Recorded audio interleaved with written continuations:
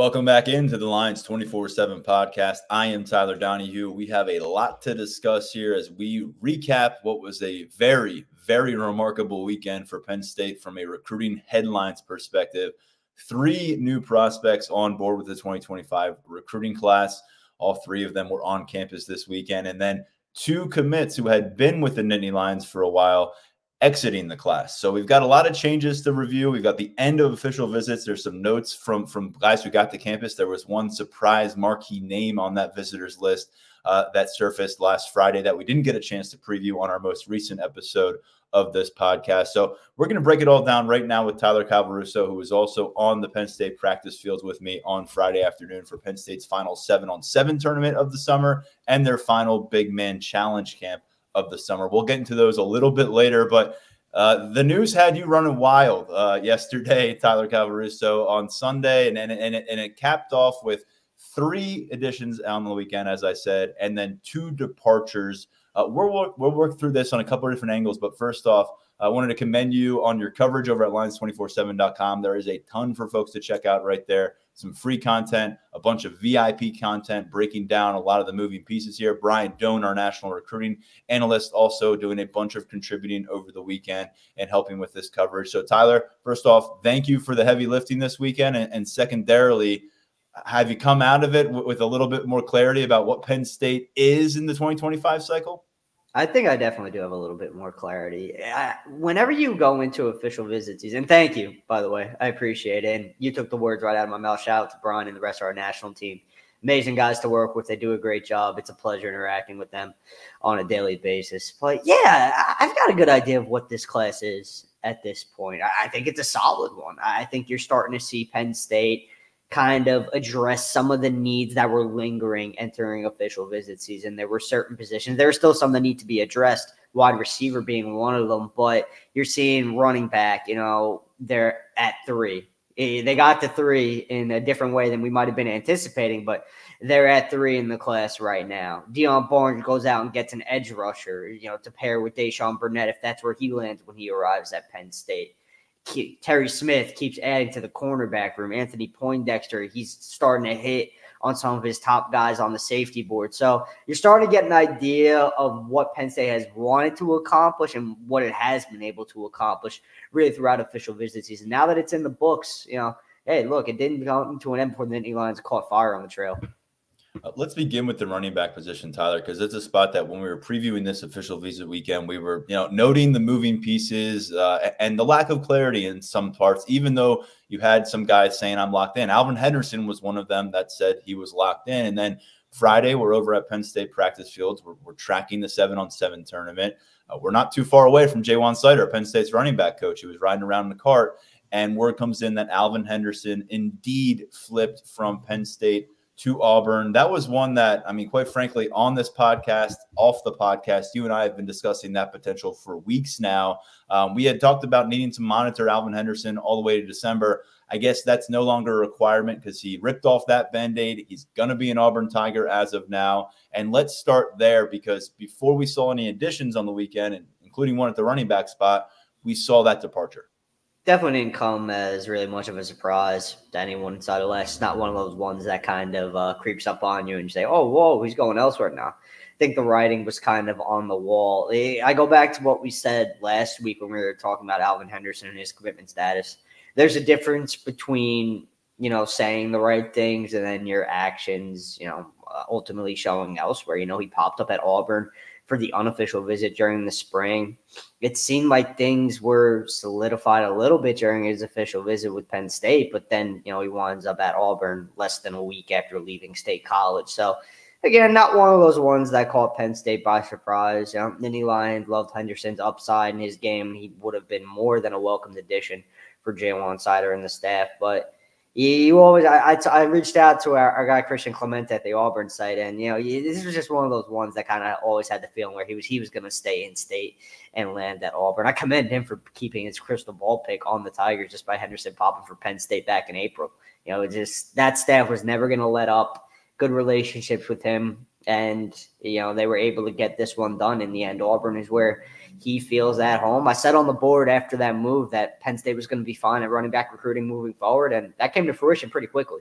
Yeah, we'll go from Henderson, who's the number 15 running back in national rankings at 24/7 Sports, a guy who you can question the competition that he's faced down there at Elba High School in Alabama, but the production really stands out. He went for 2,600 yards as a sophomore, 3,500 rushing yards as a junior on about 15 yards per carry. But as we said, he'll be sticking closer to home in the SEC territory. He comes up with that announcement about 5 days after leaving Happy Valley for his official visit. And that revolving door, though, of official visitors brings in another running back last weekend, Dre Wallace Coleman out of Imhotep. We've talked about that program and its impact at Penn State. A couple members of the 2024 freshman class in Tyseer Denmark and Kenny Wosley. They had a 15-0 season last year, won a state title, and he was really a catalyst for them on the offensive end, 1,500 rushing yards, really the physicality he brings from that backfield. And he didn't wait till he left campus. We got a Saturday evening announcement from Dre Wallace Coleman that he was indeed jumping in and replacing Alvin Henderson in this 2025 class in the running back room. Yeah, he definitely didn't waste a lot of time once he got to campus. This was a situation where when there were 3 backs on board, Penn State was still maintaining contact with Wallace Coleman and pretty much telling him, hey, look, if you want to be here and it all works out, we're going to have you here in this class, because there's a lot to like about Wallace Coleman's game. When I watch his tape, physicality and power are the name of his game. He breaks tackles, grinds out yards, runs through contact, runs with really good vision. He might not be a burner. He might not wow you with his speed, but by no means is he a slow back. He's a guy who I actually think he's more of a all-around back than some people might realize, because when we saw him on the camp field in Baltimore last month, watching him run routes and go through the route tree and show off his hands, he can catch passes out of the backfield quite well. Frankly, better than I thought he was, capable of doing. This is my first time seeing him in person, because so much of the talk surrounding Wallace Coleman centers around what he does between the tackles and how impactful he is after first contact and just racking up yards and fighting for the tough yards. But seeing him catch passes, he looked pretty smooth doing so. So I think Penn State is getting an all-around back here. And if you look at Wallace Coleman's junior season, he was such an integral part of Imhotep taking home a 5A state title. He rushed for over 1,500 yards. There were 3 games that he eclipsed the 200-yard mark, including the 5A title game. He racked up 213 and a touchdown against Peters Township. But then if you go back to September, against Malvern Prep, it was a tight game, and he ripped off a career-high 283 yards and a score. So he has a propensity for rising to the moment, as you can kind of tell on those 2 occasions. And Penn State really loves to make up with Dre Wallace Coleman, both on and off the field. They're happy to have him in the class now. He has been on Penn State's radar for a long time. They offered him as a freshman, I believe, back in December of 2021. So Jaywan Sider, the familiarity has been there for a long time. And let's not forget, he spent a significant portion of his recruitment process committed elsewhere. The Georgia Bulldogs picked up his commitment back in July 2022. They were coming off a national championship. They ended up winning another national championship. But he ultimately backed off that verbal pledge to the Georgia Bulldogs in December of 2023. Along the way, he had returned to Happy Valley. He got back to campus since that.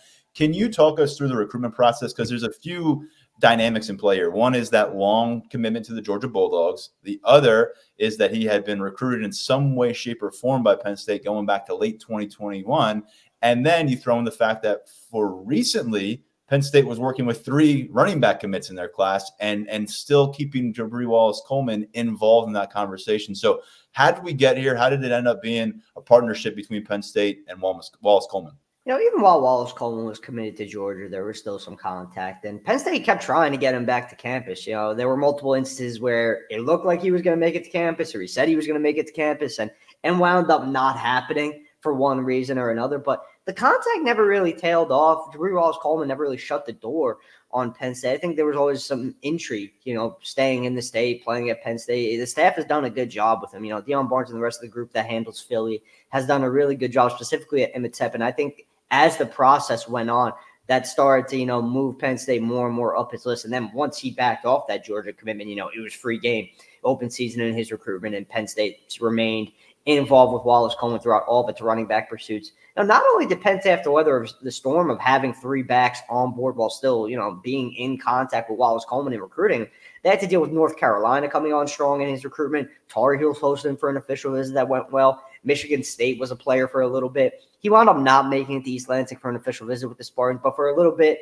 Michigan State was in the mix. Oregon started to get in the mix a little bit at one point. So there was competition here too. You know, it wasn't just one of those situations where once the door opens up for a guy to join Penn State's class, it's going to happen. There were other legitimate contenders that Wallace Coleman was considering. So this is it was a multifaceted recruitment is the way I'd put it. You have the portion of his recruitment where he was committed to Georgia.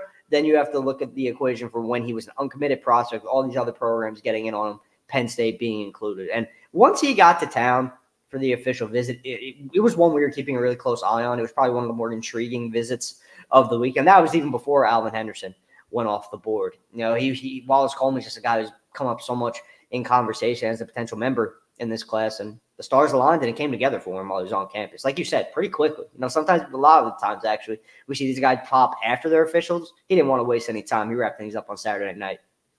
I'll have to go back and review Penn State's recruiting classes on the 24/7 Sports database, but I can't quite recall the last time that they would have brought in two in-state running backs. Typically, maybe if there's a Pennsylvania guy, you're going to pair him with a Virginia player or a Florida running back or something of that nature. But now you've got Dre Wallace Coleman out of Philadelphia and then Tay Hayes out of Aliquippa to the west. And by the way, we'll talk about Hayes because we got eyes on him during Friday's 7-on-7 tournament. So we'll give that evaluation a little bit later here on the show. But now you've got Hayes, you've got Wallace Coleman, and then you've got Keandre Barker, who's in a little bit of a gray area with his recruitment process and just his development because of some transfer moves from Arkansas to Texas to South Florida back to Arkansas. So we hope to get a better scope of where he is in his progression upcoming fall. But 3 running backs on the board right now. And then we're going to label him as an athlete for this conversation. There's maybe a couple things he can do for you on the field. But Braxton Thomas out of Southern New Jersey does indeed make his commitment as well after his official visit on Sunday. Tyler, this is a guy that we previewed going into last weekend and mentioned he came to camp a few weeks ago. The Penn State staff laid it on the line for him and said, you need to put up some numbers here. He did put up numbers. He was regained their attention in a big way, quickly locked in an official visit weekend. And now here he is, a member of the Nittany Lions class. Again, I'm from that area. When he got that offer early, he started collecting offers early. I did some digging. This was maybe a year and a half ago. And it's just not generally a region and a community that's going to be really setting up Power 4 athletes and Power 4 prospects. So I was especially encouraged. But, he's now at Pleasantville. He's moved schools. I think we're still wanting to get a better view and the complete package of who he is as a Power 4 prospect. But the same way, Penn State coaches have clearly seen enough, heard enough to trust their evaluation here and kind of going against the trend because he's somebody that was more of an ascending figure in recruiting rankings a year and a half, 2 years ago as an underclassman. He's dropped considerably in those rankings, and perhaps he'll rise again before we get to signing day. But this is a recruitment process and a prospect that it feels like has had a few different chapters to the journey. And now, kind of remarkably, it's coming full circle with one of the teams that offered him early in Penn State. Whenever a guy makes it to a camp during the summer and essentially has to camp to earn his official visit with the program and does so, it opens your eyes in a lot of different ways for some pretty obvious reasons. But even more so with Thomas, all the feedback that we have received on him since that standout elite showcase camp performance during the first weekend of the summer, it's been overwhelmingly positive. It was very clear to Thomas, and this was made clear to him by the Penn State staff. Look, if you want to be here or have a chance to be here at least, some of these testing numbers, they got to improve. And he made all of the jumps that he needed to make. 40 time was improved. Shuttle time was improved. The triple broad was improved. All of these markers are key in the evaluation process. And him improving upon those markers led him to this point where he could make it to Penn State for an official visit. And he could have the opportunity to join the class. And once he was presented with that opportunity, really, essentially, he ran with it. West Virginia was the only other official visit that he made. It was pretty clear that Penn State was always high on the list for Thomas. And once he got to town for his official visit, you could kind of tell that kind of how the writing was on the wall for Henderson. If Thomas was going to get the green light, he was going to take it, and he wound up getting it. Really dynamic player, gets it done on both sides of the ball. You look at his high school tape from his junior year at Lower Cape May. I mean, just really a standout on both ends. He's picking passes off with one hand. He's going up and catching fades in the back corner of the end zone on the other. He just, he doesn't shy away from contact either. If you look at his defensive tape, he lowers his shoulder when he has to, and he makes plays in the run game. So there's a lot to like here. And I got the chance to talk to Pleasantville head coach Malachi Timberlake, who now has Thomas on his roster, and he really couldn't be happier about it. He praised Thomas's competitive spirit, and really the most impressive thing to Timberlake so far is nothing to do with football. It's the manner in which Thomas has adapted to a new high school, kind of getting used to a new community and going to school 40 minutes away from where he's from. That's something that he's had to adjust to, and Timberlake's been pretty impressed with him. I think that always bodes well for a collegiate transition too. When a guy handles a little bit of adversity well in the high school ranks, whether it be due to a move or some other reason, he go to college, deal with that same adversity. He has a little bit of experience to fall back on. So really, I think there's a lot to like here with Thomas from both an on and off the field perspective now with that bit coming from Timberlake. I think the makeup is where it needs to be as a prospect, and I can understand why Penn State is really just so bullish on his potential at this point.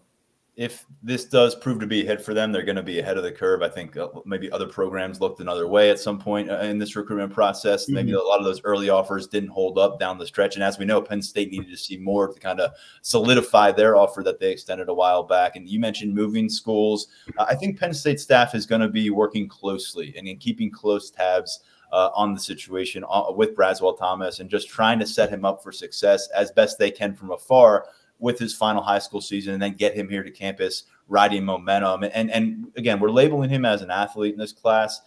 He was initially listed as a receiver, I think, in our rankings 2 years ago, a year ago. You've seen the highlight, but I think where you're looking for ceiling, it's hard to ignore what he might be able to bring at safety. And when he was working here at camp with the Nittany Lions, Tyler, he was working on the defensive side of the ball, and he did some really nice things there. So we've talked a lot about the defensive back areas getting a lot of influx of talent in the last couple of weeks. And while we're calling an athlete, it seems like he may be another fit for Poindexter with a long, rangy, physical ability. And then, as you said, a guy who has soft hands can go up and get the football, and that could be a nice combination in center field. Yeah, it's very much a possibility that he winds up on defense. And when it comes to Penn State safety recruiting, if that is where he ultimately lands, that would give Penn State a pair of prospects at the position as the class stands right now. But guys like Jadon Blair are still on the board. We'll talk about him a little bit later. Rashad Johnson's still on the board. Penn State's not going to turn them away. So that is where he winds up at the next level once he arrives at Penn State and that determination gets made on his future position.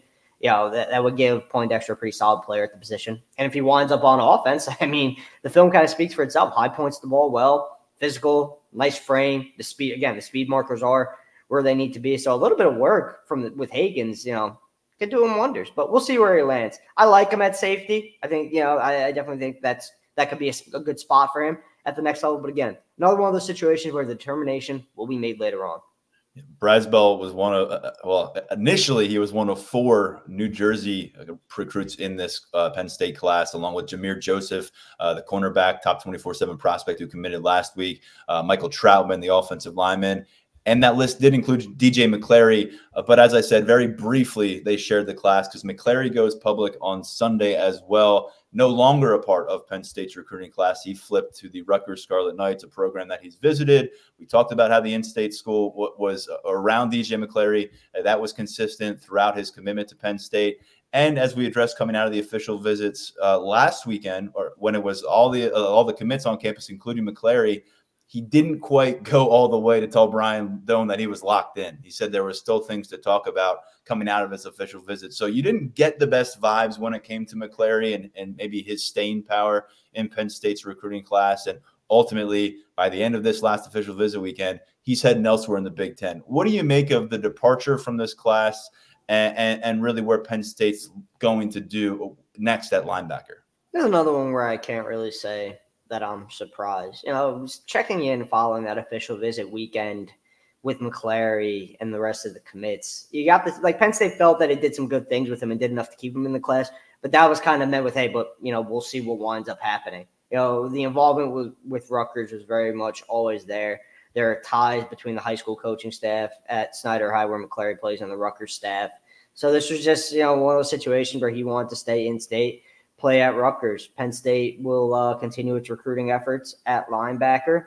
Penn State would have kept McClary in the class if he wanted to stick around. This wasn't a situation where Penn State decided to move on from him. If he wanted to stay with the Nittany Lions and suit up in State College, he was going to have a spot. But he goes in a different direction. Penn State goes in a different direction itself as a result. LeVar Arrington Jr., he's a guy who's still on the board for Penn State, was just on campus for his official visit over the weekend. Seemed to be having a good time. He's one of the many we're still working to gather some intel on. He could be a linebacker at the next level. We know Tom Allen wants to add another. He could be a fit in that regard. He could be an edge at the next level too. We're going to have to see where his development takes him.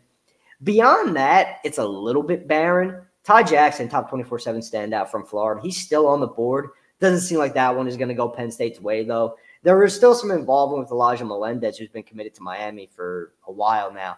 He reaffirmed his commitment with the Canes over the weekend, took an official with them, and seems locked in with Miami at this point. So you could probably cross him out, although his recruitment has featured plenty of twists and turns. So we'll see what happens there. But beyond Arrington, we're going to have to see what comes about. Penn State, you got to keep in mind the scheme's a little bit different. So not every class has to be as linebacker heavy as we've seen in the past. There are already some pretty good relationships forming with linebackers in the 2026 class that Allen is working on. But when it comes to this 2025 group, really right now, the name I'm focusing on is Arrington. Well, last cycle, they only brought in 2 linebackers, both freshmen now. Kari Jackson, who was a January enrollee. Anthony Specca got to campus this summer. They're both supposed to be box linebackers. And when we look at this current class now, Alex Taish out of Western Pennsylvania, very high on him is Penn State. But as we've discussed, is Deshaun Burnett out of Amani Christian in Pittsburgh. Is he an edge rusher or a linebacker? I was kind of leaving the jury still out as far as my opinion until we got eyes on him at a 7-on-7 tournament on campus. And just judging off of that physique right now with another year of high school ahead of him, it's hard not to imagine him becoming an edge rusher at the next level. But if he's a linebacker, he's going to be a big linebacker. So we'll see where it goes. Tom Allen is a fresh set of eyes on this group. He didn't go out and pursue and sign either of the linebackers that came in with this 2024 freshman class. So still an evolving outlook, I guess, at linebacker. As Tyler said, it seems like an area where maybe other names could pop up as this cycle develops, if that's warranted. There's one more note we've got to get to. We're still working our way through this weekend because as guys are coming and going, we get another addition, the third of the weekend, Cortez Harris, an edge rusher out of Maryland. And Tyler, this is one where Dion Barnes gets another win in the recruiting footprint. He's a guy that's set to make some noise on the perimeter. Yeah, Harris is interesting in the sense that he's not the traditional edge rusher that Penn State has been involved with in recent cycles. The fact of the matter is, he's a little bit undersized at 6'2" and 200 pounds, but the film is really quality and he has multiple traits that Penn State likes. Penn State likes his natural pass rushing ability. And when it comes from a physical frame standpoint, one thing I want to touch on is his length is actually pretty solid for his size. And then the other thing is he's in the process of working to put some muscle back on. He had a shoulder injury that kept him out of the weight room for a little bit. So he's working to add back some of that strength. He's already in good shape, in terms of his build and strength, but he's still working back to where he was and where he wants to be. So there's something there for Chuck Mosley to mold in the strength and conditioning department. He has a frame that can carry some more weight. You've seen some comps, tossed around. One that's been popular over on our board has been Shaka Toney, just given the size. And there are definitely some differences. So I think Toney was a little bit quicker. If I go back and look at, where he was coming out of high school in terms of testing numbers, I believe Toney was a little bit quicker than Harris at this point. Harris necessarily doesn't have the first step coming off the line that Shaka Toney had, but still, Penn State, if you look at his finesse moves, there need to be. And when we saw him in camp last month, he was going up against Emmanuel Iheanacho, the top-ranked tackle in the 2026 class. How many guys won reps against Iheanacho that day? Harris was one of the guys who was able to get the job done. So you could see that he has that bag of pass rusher moves to succeed at the next level. And I think Barnes could definitely get him coached up and get Harris to where he needs to be. So this is, one of those takes where there's definitely upside, and it's going to come down to how Penn State develops and nurtures it.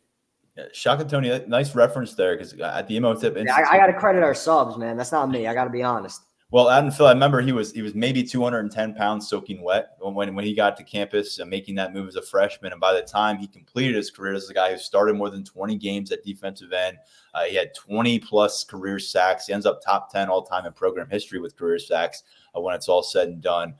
So that would be a nice blueprint if they're able to get there with Tony. And I know it wasn't easy, and Tony's a guy who had to kind of work behind the scenes, gaining that weight before he was ready to kind of surface and become a two-deep component, ultimately a starter. So 3 guys in, 2 guys out. At the end of the day on Sunday, that leaves you with 17 total commitments in a Penn State class that's ranked 11th nationally. And when we just go through the June additions, Darius Dixon from Southern California, cornerback, Jameer Joseph from New Jersey, cornerback, Cortez Harris, who we just talked about, an edge rusher from Maryland. And then you work your way to Antonio Branch, Miami, defensive back. Then you get Dre Wallace Coleman, the running back out of Philadelphia. And eventually you get to Braswell Thomas on this list as well, out of New Jersey. So that's just in the last couple of weeks. This class and its complexion has changed significantly, Tyler. So as we get away from this period where Penn State's hosting all these official visitors, there's still some decisions to be made. But what do you make of what has been constructed thus far? 17 guys on board. And where do you think the priority positions of need remain? Priority positions of need moving forward, and might as well iron those out before diving into what this class truly is at this point. Wide receiver remains one. Still multiple top targets available for the taking from Marcus Hagans. Tight end, again, Penn State's continuing to chip away at a second one if the fit is right. On the offensive line, there's still a need. There's some guys, again, still out there for Phil Troutline to go after. Edge and interior are going to remain a priority. Penn State's going to continue to look there. Barnes has some irons on the fire. Some guys who we really like still out there for the taking. Linebacker, we already touched on. Corner, there's probably one spot left. And when we say one spot, we're really talking about what's going to happen with Brandon Finney, the top 24/7 standout from Owens Mills McDonough at this point. And then at safety, again, what's Thomas going to be at the next level? That's a question that's going to be answered. Branch is on board, and there's room for more at safety. When it comes to the class outlook right now, I would say, if you look from a rankings perspective, it's not typically, if you look back at past classes, maybe in terms of stars, it's not quite where it is. I believe there's only 3 top 24/7 guys on board at this point. But the staff likes its evaluations of a lot of these guys. We talk about Harris and liking traits, and Thomas and liking his traits, and really just where he has come along in his development. The staff is really trusting what it's doing right now with a lot of these guys on board. There are really a lot of solid prospects in this class. When I just look at the list and evaluate some of these guys and throw on their tape, I mean, Jameer Joseph has pretty much every athletic trait to be a highly successful cornerback at the next level. I truly believe that. I've loved his game since he was an underclassman. I think Alex Tash could be a top 24/7 linebacker when it's all said and done. I think Lyric Samuel could rise up in the wide receiver rankings. I think Owen Alasine could be a 4-star tackle with his potential. He has such a high ceiling to me, given that he's newer to football and learning that position. He's already at where he is in his development. That's something that really stands out to me. Tay Hayes, after seeing him in person on Friday, just seeing his physical build, I'm really, really intrigued by his upside at running between the tackles at the next level. I think he's just one of those guys with low center of gravity, really, really strong kid. And another one who's boosted his athletic profile throughout his high school career. So I think he could be a true impact back for Penn State. So if you're an outsider, and you're just scrolling through our rankings database here, and you're looking at some of the stars and the ratings, it might not strike you as necessarily a typical Penn State class, but there's still a ton of talent here. And guys, Penn State is really, really high on. Guys, most importantly, they feel that they can develop and coach up and get them to perform at the height of their ability. If I had to ask you for one name, and you can give me 2 if you want, but on this commitment list, because I think people are going to go to our site and work their way through these 17 names, and you're going to fall out of the 4-star territory, top 24/7 territory pretty quickly. And maybe if you haven't been tracking this, you're kind of scratching your head and saying, is this going to be enough for Penn State to compete for Big Ten titles? Well, we know that these rankings aren't final until like February of 2025. Yeah. And we know that Penn State on an annual basis has been ahead of the curve on some of these guys, where you get a 3-star on commitment day, and on signing day, all of a sudden he's a high-level 4-star and he's a top 24/7 talent. Who's the name or 2 on this list right now that currently has a 3-star label? I'm not asking you to talk for Brian Doan, our rankings council. Just your opinion could really make that move to blue chip territory here in the coming months. Tash is one, but I already talked about him, so I'm not going to cheat here. I'll give you 2 more. I think Antonio Branch could be a 4-star guy on our rankings for sure. I love it. I like the frame on him. Again, it's not like the typical safety frame that Anthony Poindexter goes after, but he's long, and as he fills out, I think he's going to have a good career ahead of him. I love his ball skills. I love his willingness to participate in run support. Again, not a guy who is not shying away from tackling at any point. I think he could be a 4-star guy. I also think Braswell Thomas has the chance to rise up once those speed numbers get out there and people learn more about how he tested and where he's at in his development. I think with a strong senior season, he could be a riser in the rankings. You mentioned him being a guy who's had multiple chapters in his recruitment. He kind of, fell under the radar a little bit at one point. I think now, he has the opportunity to kind of work his way back up and rise back up in the rankings. So those are the ones standing out to me. I think even maybe Matt Henderson, the tight end from Virginia. I think with a strong senior season, him playing tight end truly for the first time, if he goes out there and shows out and catches passes at the rate Penn State thinks he can catch passes, I think he could be a riser in the rankings candidate too. The markers with him measurably and testing-wise, they are where they need to be as well. I got 2 for you. And so now we're covering like half the class with this conversation. But the first one to me, and this is based off what we saw a couple weeks ago, is Owen Alicine. Yeah. You just mentioned him as the guy that they have locked in as an offensive tackle recruit. But he's got a hell of a background. It involves him, actually moving to a school to focus on hockey and then ultimately playing football and getting a bunch of offers. And just seeing his movement laterally, pass pro at that size that he has right now. I think we drew some kind of parallels to where Garrett Sexton, it was in his development, but I think he's further along than when Garrett Sexton was last summer. Sexton ends up being a top 24/7 talent. And remember, he's a converted high school quarterback. So this was kind of a late evaluation by a lot of people in the recruiting industry. I think you could see something set up here similarly for Owen Alicine, especially if he gets an opportunity to compete in one of those postseason showcase events where he's going to go out, maybe go up against some edge rushers from all over America and get the chance to show who he is. So I would label him. And then the other guy, I think, because he's going to have a huge spotlight on his program, is Beckham Kritza.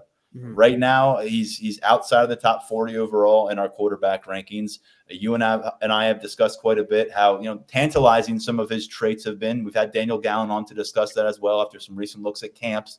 But now he's going to have a full high school season, something he has never had in his career, and it's going to occur at Miami Central, where he'll be competing alongside and against Power 4 prospects on a consistent basis. So I think the ceiling is really in place. If he can go put together a sharp senior season, look like a guy who has taken the next step in his development, because I know a lot of people have kind of put him off in his own category as kind of a wayward quarterback prospect, the journeyman who doesn't have a lot of film accrued to this point, and that makes him a bit of a mystery in this Penn State class. So I think it's right there for him, and I guess at the same time, he could also be exploited a little bit if it doesn't go well for him in this full season at Miami Central. But those are 2 guys that you didn't mention, Alicine and Kritza, that I think just have the launch pad potentially in front of them to really change some opinions on who they are as prospects before they get to campus here. Great stuff breaking down the weekend. Obviously, there's going to be more to look at this week. There's no rest in the recruiting world, and we've got a couple more decisions coming up. So this class could grow. We'll be talking about more commits potentially on this next episode of the podcast. So what do we have to keep in mind for the decisions that are incoming? So when you look at this timeline, it's funny because you just don't know what's subject to change. Some of it has been left open-ended. I'm just scrolling through the dates. Brandon Finney is going to be this week, top 24/7 corner, we've already touched on a little bit. I continue to like Penn State's chances with him.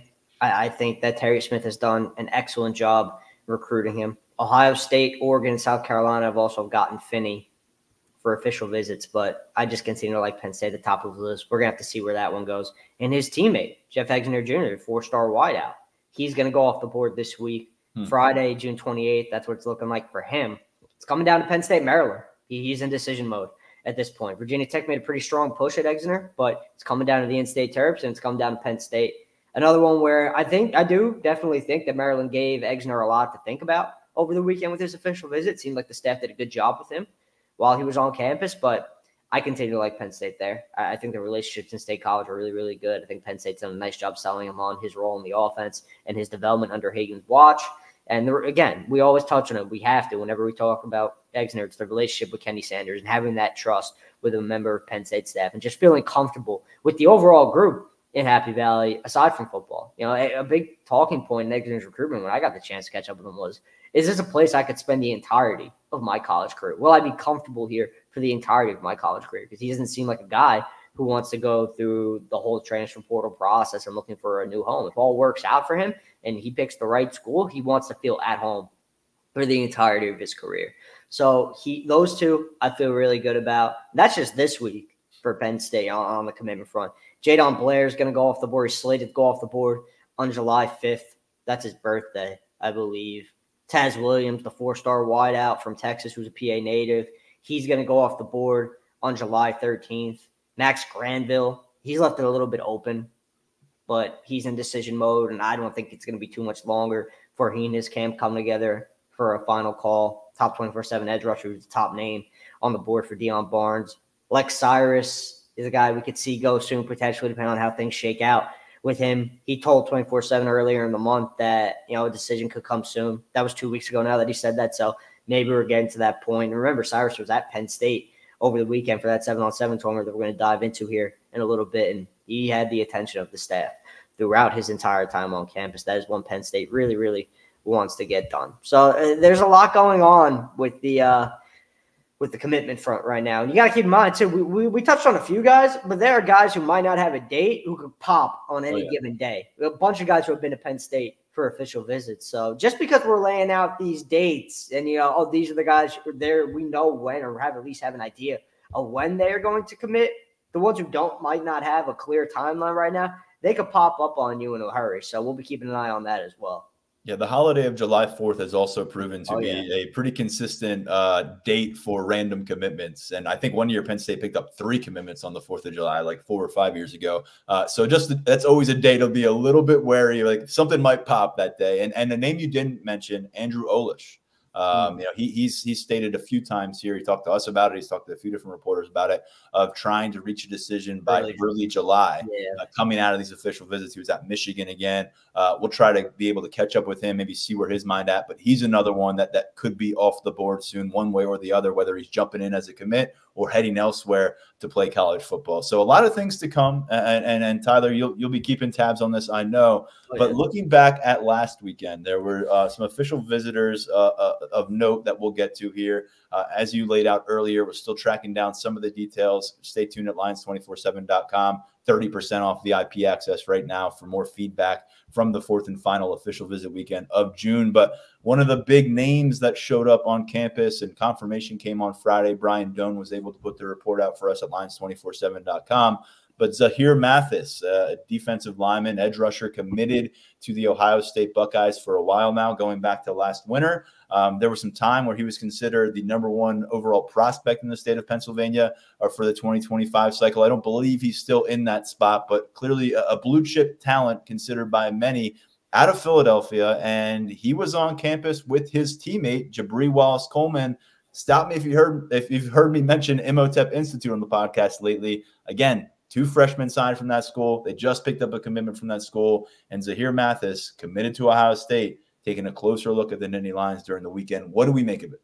Wasn't a tag-along visit. You know, it's not one of those situations where he has a friend who's taking the official and he just wants to join him on campus. No, Matthys is giving Penn State a real look at this point. All indications are, you know, he's still locked in with Ohio State, and that would be, you know, a really big move for him to move his commitment over to Penn State or any other program. But, you know, the Nittany Lions have continued to try with him. You know, they haven't eased up on their pursuit. You know, the contact between Barnes and Matthys and the rest of the staff has remained in place throughout this entire process. So another one of those ones where we're still working to gather intel coming out of the weekend. But if there's one thing to know right now from that Zahir Matthys official visit, it was a legitimate look at Penn State. It wasn't one of those ones where a guy just shows up, enjoys his time, goes home, and doesn't think twice about it, and he remains locked in with this program. You know, Penn State, he got Matthys on campus, and he gave him a look.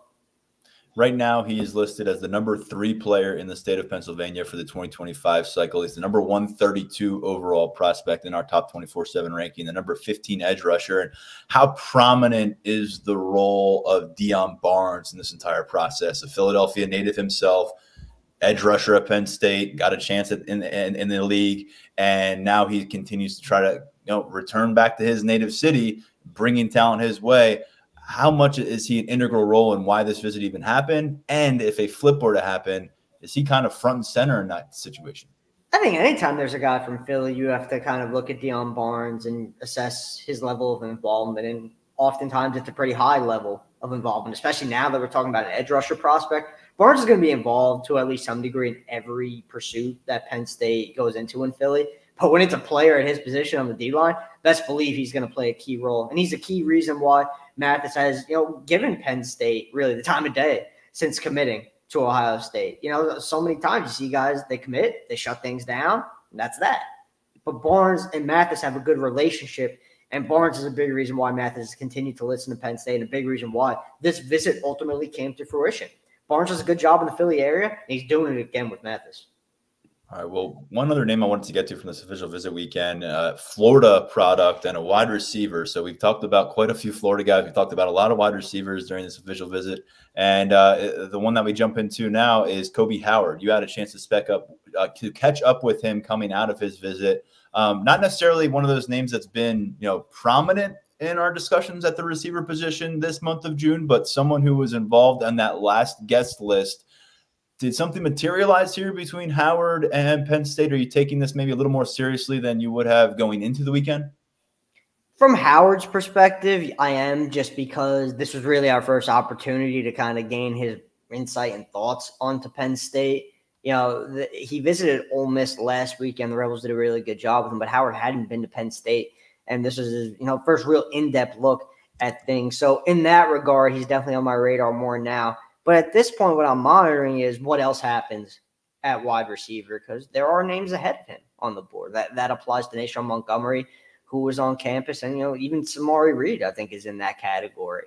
And we already touched on Exeter. Matthew Allen's a top name on that board who's still in play. Lex Cyrus, who, again, another guy we talked about, another top name still in play on that board. So it's a little bit of a logjam on the receiver board until some of these dominoes start to fall. And how those dominoes fall will go a long way in determining if guys like Howard, Penn State's involvement with them moving forward. The big thing I want to know with Howard at this point is his recruitment's probably going to go on until the fall. And he's going to be considering Penn State, quite heavily. They're high on his list at this point. So if guys who maybe we think might end up at Penn State ultimately land elsewhere, there's movement of some sort of the position, maybe a guy like Howard comes more back into play as the cycle goes on, because he has some traits. Again, we talk about traits a lot during official visit season, but that's how you have to evaluate all these guys when it comes to deciding whether or not you want to take them in your class. He has some traits Penn State likes, and this official visit was hosted for a reason. You don't bring a guy to town for no reason this late in the summer. So Howard's definitely having Penn State higher on his list now coming out of this official. You mentioned Ole Miss. Florida and Florida State are involved as well, but I also want to see their receiver numbers of where things go for them, because his recruitment could have a completely different outlook a month from now, even maybe weeks from now, depending on how some things play out. Yeah, it's kind of a game of musical chairs right now across the college football recruiting world. If you want a spot in a certain class, you probably got to jump in quickly, or at least that's going to be the message from that staff. And then teams are trying to figure out, well, what's the domino effect of a player committing here? Does this open the door for us with somebody else? So a lot of decisions to be made, but that also means a lot of dissecting to be done in terms of your target board and what's available to you, what's realistic as you build out your class. And so sitting with 17 commitments, Tyler, Penn State has work to do in the 2025 group. They're obviously getting a lot done. We could see that push toward 20 commits by the end of this week. Meanwhile, in the 2026 cycle, Messiah Mickens remains a solo act, and he's a pretty damn good solo act, one of the premier playmakers in the state of Pennsylvania, guy they're really high on. The quarterback spot, though, is an area that's been evolving quickly in the 2026 cycle. Dia Bell was a name that we fixated on a bunch out of Florida. He has recently committed to the Texas Longhorns, so you strike his name off the board. And one that has really seemed to gain traction here as Penn State moves forward with this 2026 quarterback recruiting is Troy Hune out of California. He's somebody that you caught up with, and he came to campus last week for a couple days and got a feel for Happy Valley. What did you learn from that conversation, and how seriously should we take Troy Hune's position with the Penn State target board for the 2026 quarterback class? Very seriously at this point, because he's probably the top guy on that board now that some chips have gone elsewhere. There's been a lot of movement at quarterback in the 2026 cycle early on. Some top guys on Penn State's board have decided to go elsewhere, but now here we are with Hune really as the top guy on that board. And the multi-day visit went really, really well. Spent a ton of time with James Franklin. The message that Franklin had for him was, look, we can get you coached up and get you to the next level here. Franklin made him feel at home throughout the visit, and just Hune enjoyed really every second that he got the chance to spend around him. And then the relationship with Danny O'Brien was already in a good place, and I think now it's in an even better place coming out of the weekend. Those two have grown pretty tight. Penn State feels really, really good about what it accomplished with Hune while he was on campus. The feedback has been probably even more positive than I was anticipating originally because, California kid, West Coast, there are a lot of elements that go into it, but he's really loving the Penn State staff. And you ask around on his recruitment.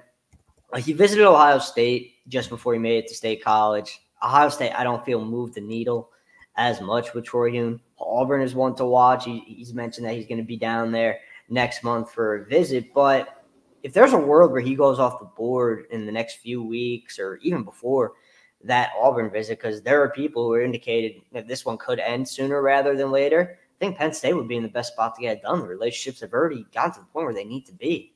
So, keep a really close eye on Penn State here moving forward, and keep a really close eye on Troy Hune. He's a top 24/7 guy, really talented kid, 6'4", 205, has the size, has the arm talent. So he's a really solid prospect and the top name on Penn State's board, and a name that they're trending quite nicely with.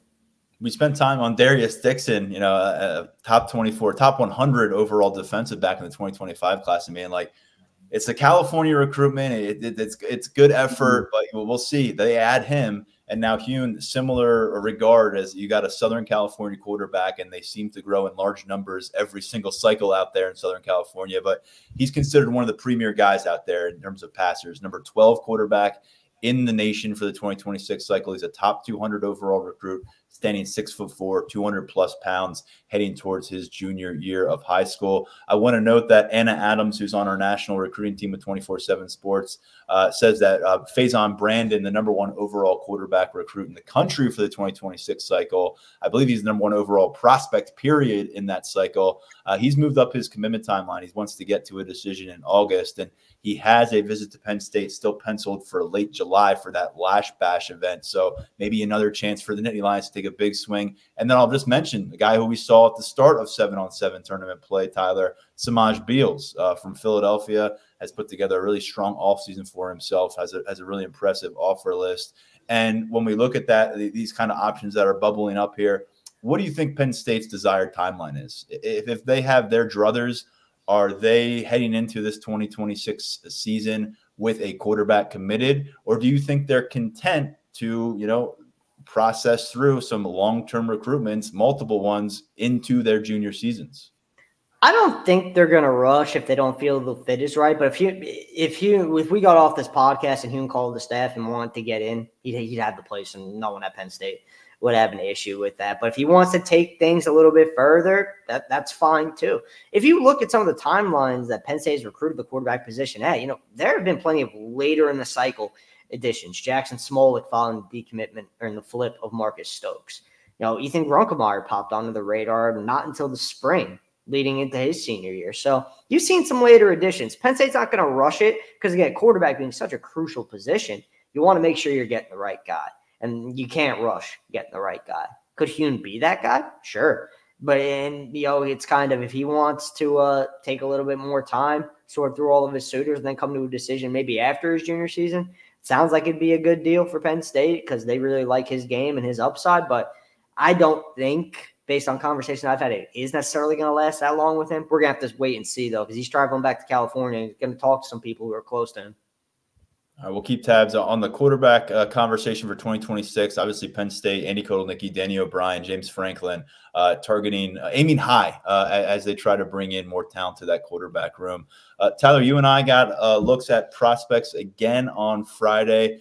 Had a chance to watch 7-on-7 action, the Big Man Challenge. Not only did we get a lightning delay this past Friday, which made it 2 straight weeks with a lightning delay, but we actually got a momentary heat delay as temperatures were rising beyond the mid-90s. But we did get a full tournament, and we did get a long look at the linemen. I don't know where you want to begin, but since we brought them up already, we can probably go over to Lex Cyrus because he was a priority prospect for Penn State all day. We saw the golf carts around him, working with Susquehanna Township, who, by the way, has a heck of a wide receiver core. They're going to be dangerous this fall. But Cyrus was able to help lead his team into the semifinal round of this tournament, which ultimately went to Aliquippa taking the title. He looked the part, and literally when the bright lights came on late, he caught a couple big touchdowns, and ultimately one of them was in the corner of the end zone. He had to go full extension, soft hands. Really like what we saw from Lex Cyrus, and you can understand why he is a priority target for guys like Beckham, Kritza, and Marcus Higgins. Man, every time I see Lex Cyrus, he's just more and more impressive. Going back to last summer, seeing where he is now, how he's come along in his development. The speed has always been there, but just every other aspect of his game as a wide receiver is there too. His routes are so smooth. His release is top end from what I've seen. He is so quick off the line, and he's got good hands. And he high points the ball well downfield, and he has to go vertical and make plays.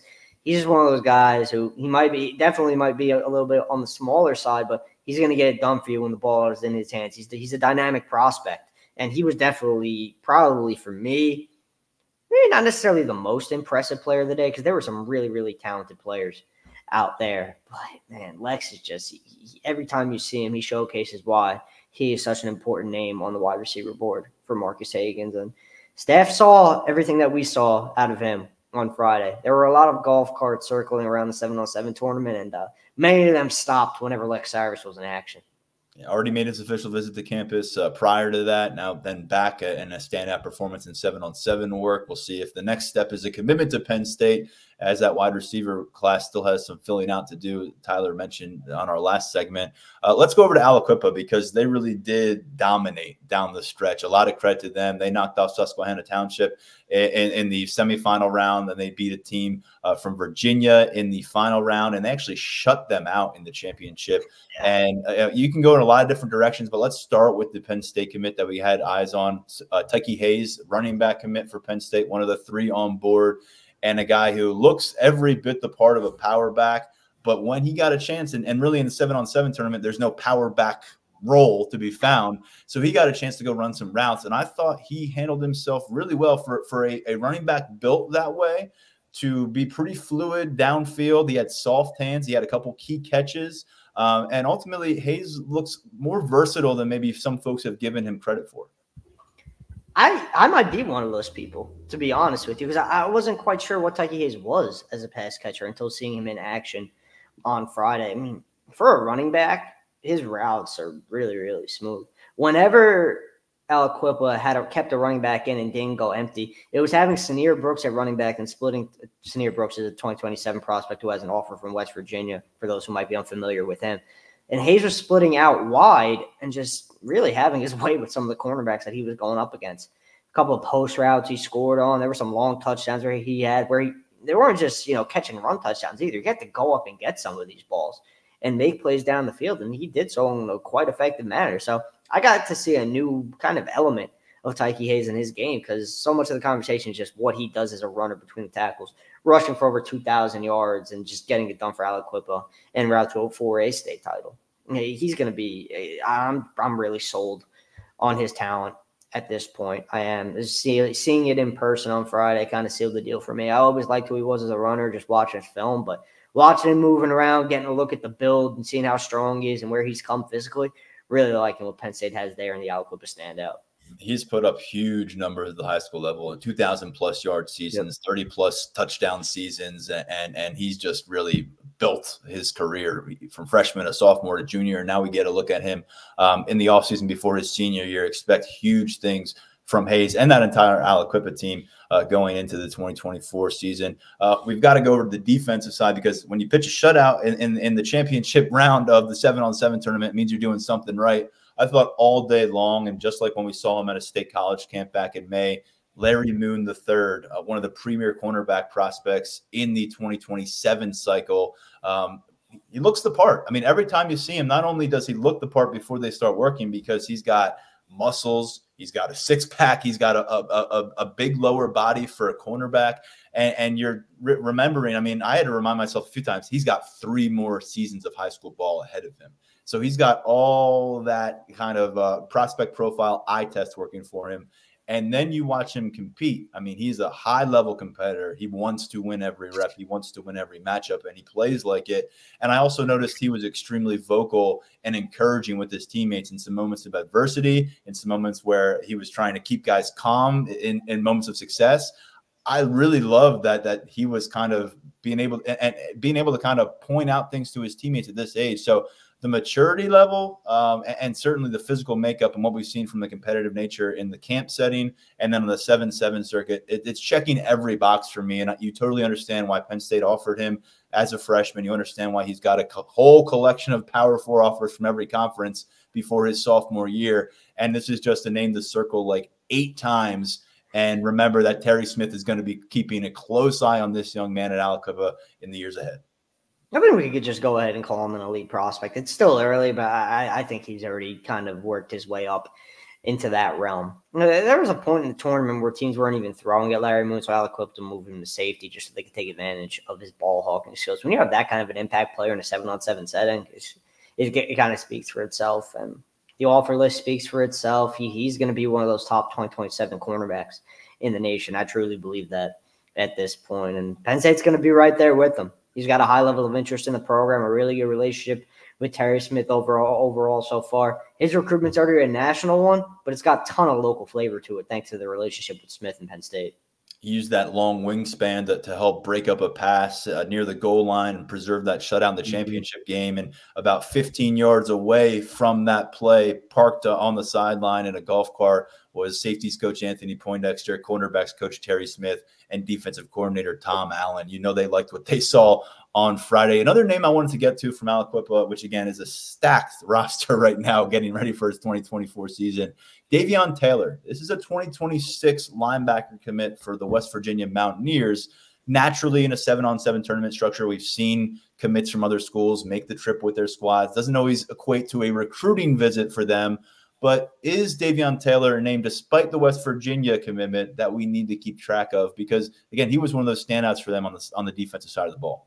He's solid with West Virginia, but Penn State still likes him. They like his game. There's still plenty of interest in him. You know, he's a local guy. You know, you have access to him being in WPIAL in Pittsburgh, and that just being an area where Penn State recruits so well. Frankly, I was kind of surprised Taylor went off the board as early as he did in his recruitment, but West Virginia's getting a good one. He's so athletic, and you mentioned linebacker not usually being the most traditional setting for a linebacker to shine, but he was taking away those underneath routes quite nice. He's just really, his athleticism shines through whenever he's on the field. Good player. Penn State's still involved, and we're just got to see where things go.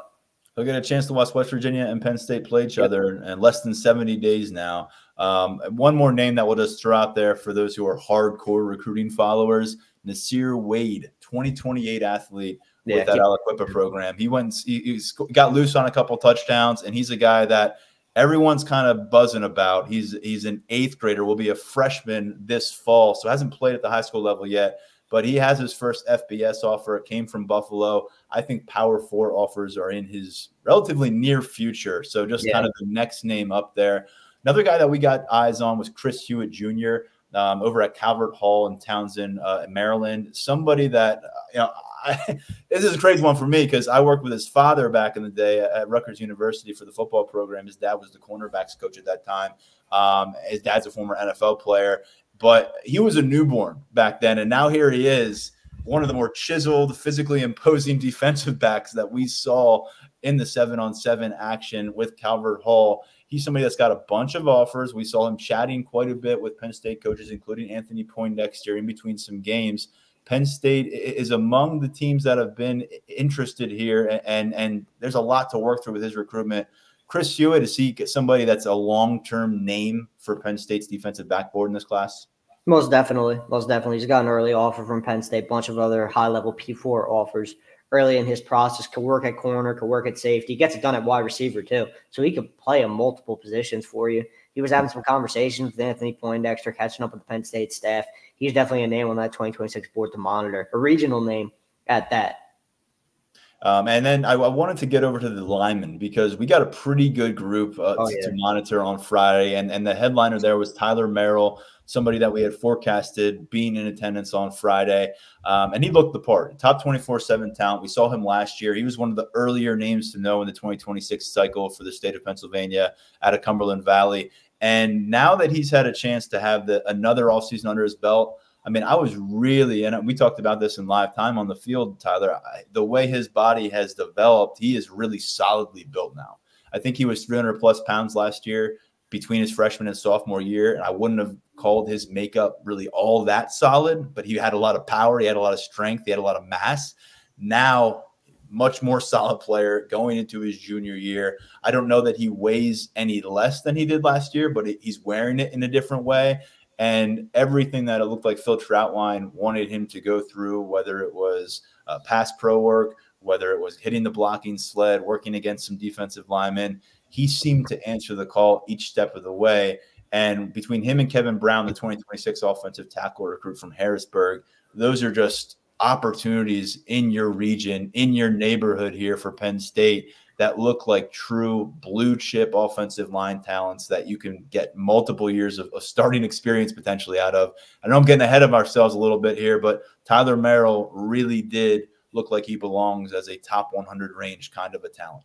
Yeah, I agree with that. And he's gone through pretty much a total body recomposition with the way he's reworked his weight and packed on strength. He's a completely different prospect than he was at this time last year. And think about it, he was already in top 100 prospect at that level, and now he's more physically advanced. So that speaks to, I think, his upside moving forward. The first rep, I walked into a Luba Hall, and the first rep I see during one-on-ones is Tyler Merrill tossing someone on the side. So I think that pretty much sums up where he was at on Friday. And he was working at tackle during those one-on-ones. He could be a guy who sticks a tackle to the next level, be a guy who kicks inside at the next level. I think that's the kind of an ongoing conversation. But regardless of where that conversation goes, he's going to be a top target for Penn State. I think early on, the two programs I'm keeping the closest watch on, and here is Penn State, and Michigan's done a really good job with Merrill too. He's going to be at their recruiting barbecue next month. Wolverines are giving him a lot to think about early in his process, but early in-state guy, and Penn State wants to keep him home.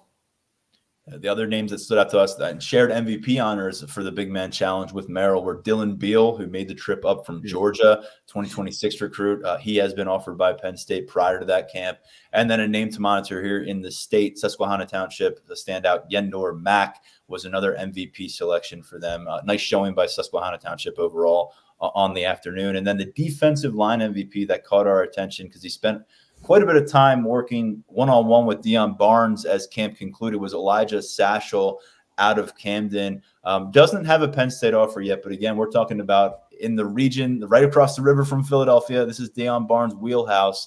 And when you're getting, close proximity time like he did with the position coach, it stands out. Just like we were quick to note, those three offensive linemen that we mentioned were MVP honors. They got a lot of time with Phil Troutwine, separate from kind of the herd of offensive linemen who were in attendance. Yeah, so you mentioned he doesn't have the Penn State offer yet. He's essentially working to that point because this is one offer that he's made clear to me. I got the chance to catch up with him a little bit afterward. He really, really wants an offer from Penn State. It'd be a program very high on his list if that offer was to come through. And anytime you're getting individual work with a coach in one of these settings, they want to continue to see where your development goes. It's encouraging. Satchel, he's looking at potentially getting back to campus during the fall. He's looking at maybe the home opener for that. He's going to be at Virginia Tech in South Carolina in July, so he's kind of making the rounds here. He's got a few early P4 offers, and I definitely think that he could play at that level. He moves pretty well. Still has a way to go with development, but I see the upside there.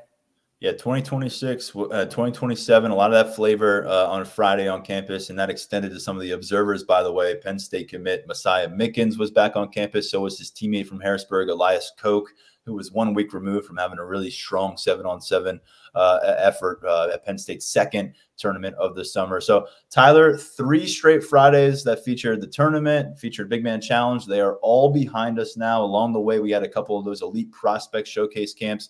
We're going to huddle up as a group at Lions 24/7 as a staff like we did last summer and put together one for offense, one for defense. But the campers here who stood out to us, the prospects to know. There's going to be some 2025s on there. There's going to be some 2027s and 2028s on there too, probably. But it'll be a fun thing to look forward on Lions247.com. There's one more camp to come this summer, folks. It's going to be in late July, coinciding with the Lash Bash. But between now and then, not going to be seeing the prospects flowing to campus in the waves that we saw before. But it's been a hell of a June. It's not quite over. We have another week left.